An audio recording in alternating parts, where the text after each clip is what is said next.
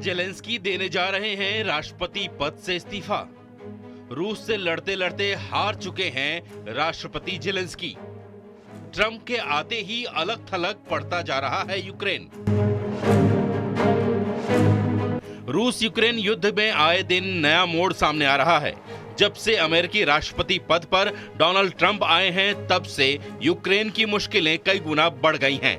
Trump और Putin की जुगलबंदी के सामने अब एक एक करके यूक्रेनी राष्ट्रपति अपने हथियार डाल रहे हैं।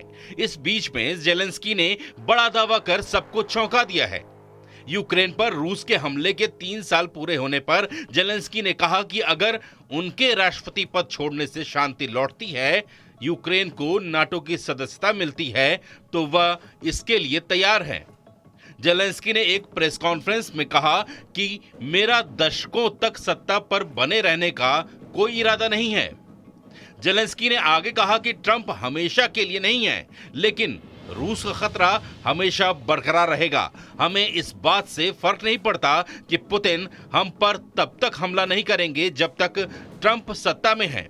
हमें शांति और ऐसी गारंटी चाहिए जो ट्रंप और पुतिन के जाने के बाद भी बनी रहे। इतना ही नहीं, जेलेंस्की ने इशारों में ट्रंप को बड़ा पलटवार भी दिया है। जेलेंस्की ने कहा कि हम अमेरिका की तरफ से मिले $500 बिलियन को कर्ज नहीं मानते हैं। मैं तो $100 अरब को भी कर्ज नहीं मानता। बाइडेन और मैं इस बात पर सहमत हुए थे कि उन्होंने हमें मदद दी थी। मदद को कर्ज नहीं कहते। Якщо мир для України, якщо вам дуже потрібно. If it's about peace in Ukraine and you really want me to leave my position, I am ready to do that. Secondly, I can exchange it for NATO if there is such an opportunity. I'll do it immediately without a long conversation about it. I am focused on Ukraine's security today and not in 20 years. I don't plan to be in power for decades. Therefore, that's my aim and my dream.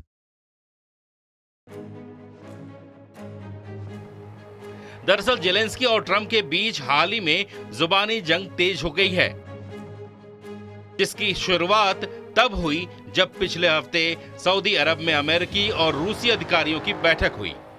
ये बीते 3 सालों में दोनों देशों की पहली high level मुलाकात थी। इसमें पश्चिमी देशों की रूस को अलग थलग करने की नीति को बड़ा झटका भी लगा है। साथ ही यूक्रेन और यूरोपीय नेताओं को खासी नाराजगी भी देखी गई है। दरअसल इस बैठक को रूस और अमेरिका ने टॉप सीक्रेट रखा है। यूरोपीय देशों को इसमें बुलाया तक नहीं गया।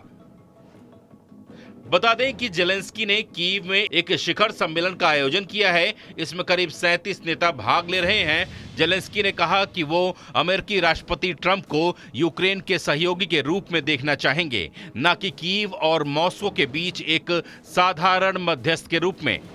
जेलेंस्की ने कहा कि मैं चाहता हूं कि ट्रंप यूक्रेन आए। ट्रंप से मिलने के लिए अमेरिका जाने की अपनी पूरी इच्छा भी जाहिर की है।